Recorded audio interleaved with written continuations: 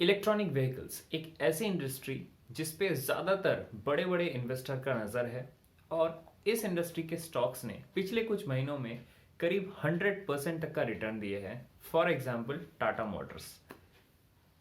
और अभी ज़्यादातर लोग इलेक्ट्रॉनिक व्हीकल्स परचेज करने के लिए भी आगे आ रहे हैं। तो हम लोग आज इस वीडियो में समझेंगे क्या ये जो इलेक्ट्रॉनिक व्हीकल्स का जो रैली है वो कितने दिन तक कंटिन्यू करने वाली है और फ्यूचर पोटेंशियल इसका क्या हो सकता है और हम इस रैली में कैसे हिस्सा ले सकते हैं।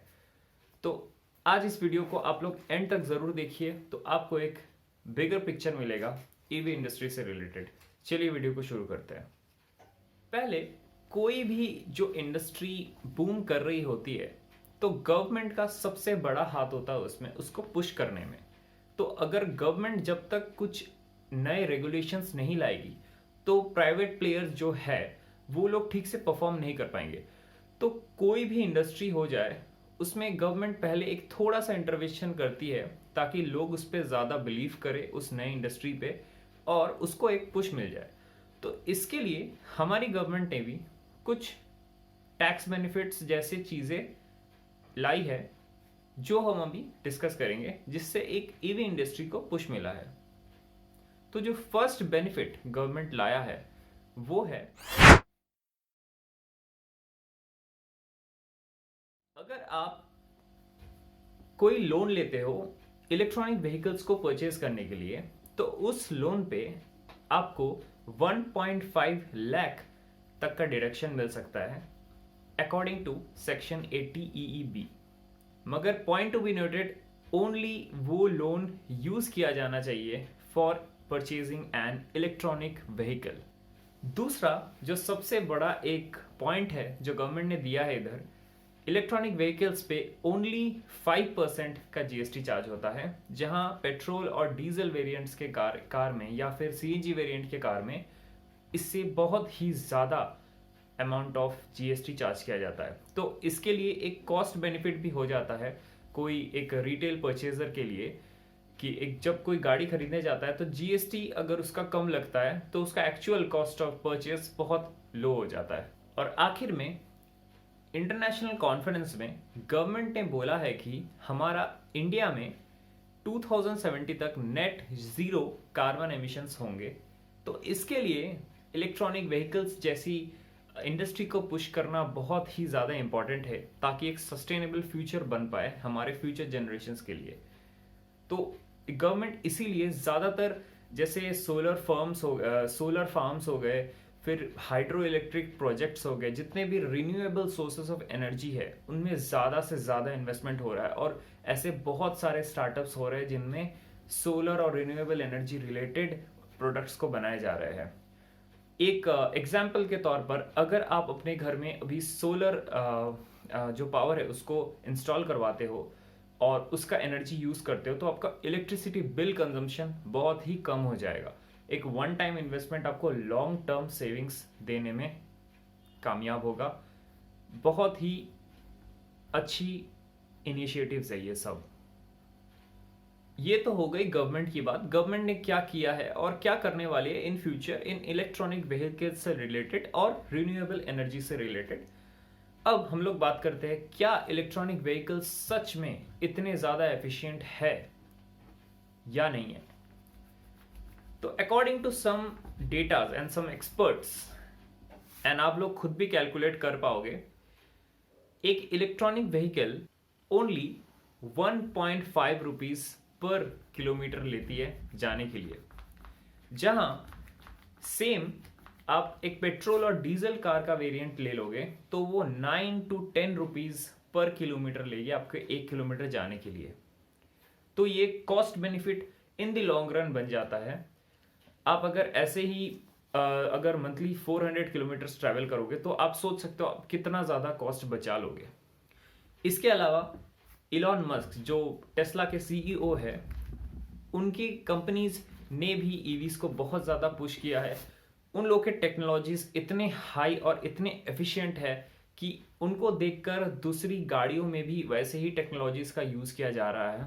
इसीलिए एक ट्रेंड बन चुका है ये इलेक्ट्रॉनिक व्हीकल्स और हर एक साल नए नए टेक्नोलॉजीज इलेक्ट्रॉनिक व्हीकल्स में डेवलप हो रहे हैं और बहुत ज़्यादा amount of research and development किया जा रहा है। बड़े बड़े इन्वेस्टर्स इसमें इन्वेस्ट कर रहे हैं इसीलिए। तो चलिए समझते हैं कि एक्चुअली में इलॉन मस्क की कंपनी तो यूएसए में है, तो इंडिया में इलेक्ट्रॉनिक व्हीकल्स का तो अभी बस शुरुआत हुआ है। हम लोग अभी क्या future potential electronic vehicle industry का हो सकता है कि नहीं हो सकता है, तो कुछ डेटास है जो शो करते हैं कि पोटेंशियल ऐसा हो सकता है कि इंडिया में ये बहुत ज़्यादा बूम करे। बहुत ज़्यादा मीनिंग बहुत ही ज़्यादा अमाउंट ऑफ रेट से ये बूम करता है। तो चलिए इसको समझते हैं। According to some experts, electronic vehicle industry India में 90% के रेट से कंपाउंड होगी। 90%। ऐसा क्यों है? इसके पीछे भी कुछ लॉजिक्स है, क्योंकि हम लोग तो बस प्रेडिक्शन नहीं कर सकते ऐसे कि ये हो जाएगा वो हो जाएगा, ऐसे तो कुछ भी ठीक से नहीं होगा। हो सकता है वो फेल हो जाए, तो इसीलिए इसके पीछे लॉजिक ढूंढना बहुत ही ज़रूरी है। तो हम लोग दो डेटा पकड़ते हैं। In the year 2021 3,29,000 electronic vehicles sold हुए थे और ये 168% ज़्यादा था पिछले साल के कंपैरिजन में। तो आप सोच सकते हो जो 168% अगर ये इंक्रीज हुआ है तो 2022 में इसका जो रिजल्ट्स है वो कितना ज़्यादा होने वाला है, क्योंकि और ज़्यादा लोग इस पे इन्वेस्ट करेंगे और ज़्यादा लोग इन व्हीकल्स को खरीदेंगे। तो ये इंडस्ट्री इस पोटेंशियल से आगे बढ़ रही है, ऐसा दिख रहा है इन द बिगर पिक्चर।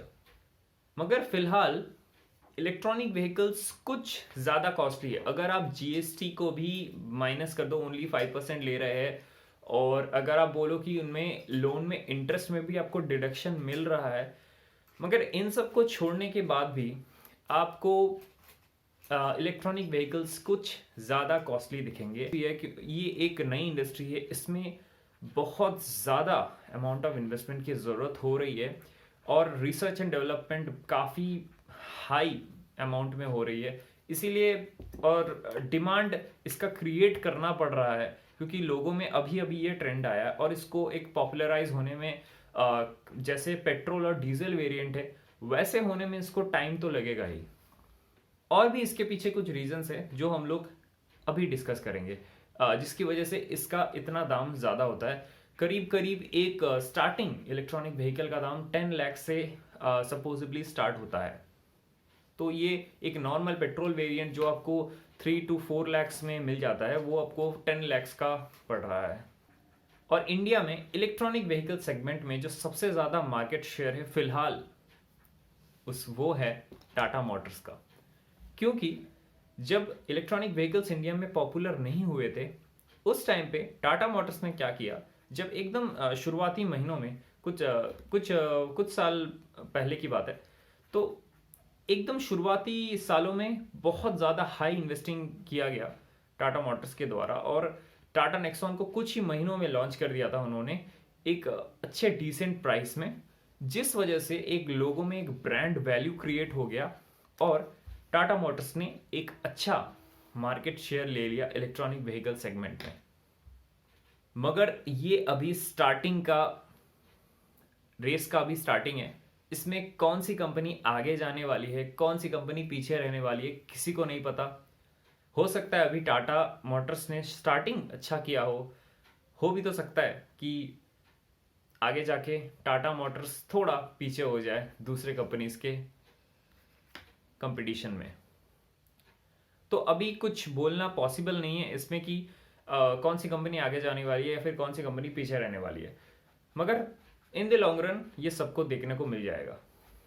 और एक क्रूशियल पॉइंट जो इस इलेक्ट्रॉनिक व्हीकल्स के कॉस्ट में डिफरेंशिएशन लाते हैं वो है लिथियम आयन बैटरीज, जो हर एक चाहे फ़ोन हो जाए, चाहे गाड़ी हो जाए, चाहे कोई भी इलेक्ट्रॉनिक इक्विपमेंट हो जाए जिसमें बैटरीज लगते हैं, उनमें लिथियम आयन बैटरीज यूज़ किए जाते हैं। और लिथियम जो मेटल है उसको माइन करना पड़ता है, उसका माइनिंग का कॉस्ट बहुत ही ज़्यादा होता है और ऐसे कुछ ही कंट्रीज़ है जिनमें इसका माइनिंग किया जाता है। तो ये हैवी कॉस्ट इन्वॉल्वमेंट, और क्योंकि इसमें कुछ ही कंट्रीज है जो इसको माइनिंग करते हैं, तो इसका सप्लाई तो कम है मगर डिमांड बहुत ही ज़्यादा है। और अभी तक तो बस फ़ोन में यूज़ हो रहे थे ऐसे बैटरीज या फिर दूसरे छोटे छोटे इक्विपमेंट्स पे। अभी क्योंकि गाड़ी में एक बहुत ही बड़े अमाउंट ऑफ बैटरी और लिथियम की ज़रूरत पड़ेगी एक गाड़ी को चलाने के लिए, तो इसमें डिमांड बहुत ही ज़्यादा हो गया है और उतना ज़्यादा माइनिंग अभी नहीं हो पा रहा है। इसीलिए लिथियम का भी प्राइस में बहुत ज़्यादा हाइक देखने को मिला है। इन कंक्लूजन, अगर हम लोग एक कोई अच्छा बैटरी सोर्स खोज पाए जो लिथियम आयन पे बेस्ड ना हो, जिस पे अभी रिसर्च हो भी रहा है, और एक सस्टेनेबल फ्यूचर को डेवलप कर पाए, तो ये इंडस्ट्री ज़रूर बूम करेगी, जो कर रही है इसी वजह से कि एक सस्टेनेबल फ्यूचर डेवलप हो रहा है इसी की वजह से। जैसे हम लोग घरों घरों में अभी सोलर टेक्नोलॉजी को यूज़ कर रहे हैं, ऐसे ही ये टेक्नोलॉजी भी धीरे धीरे आगे बढ़ रही है और फ्यूचर पोटेंशियल इसका फिलहाल मेरी तरफ से तो ठीक लग रहा है। आप लोगों को क्या लग रहा है, आप लोग कमेंट में ज़रूर बताइए। ऐसे ही वीडियोस के लिए फिनफ्यूल को सब्सक्राइब करना मत भूलना। वो जो लाल वाला बटन है उसको जल्दी से दबा दीजिए ऐसे ही अपडेट्स, ऐसे ही इंटरेस्टिंग वीडियोस देखने के लिए।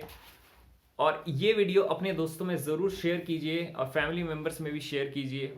मिलते हैं नेक्स्ट वीडियो में। Till then bye.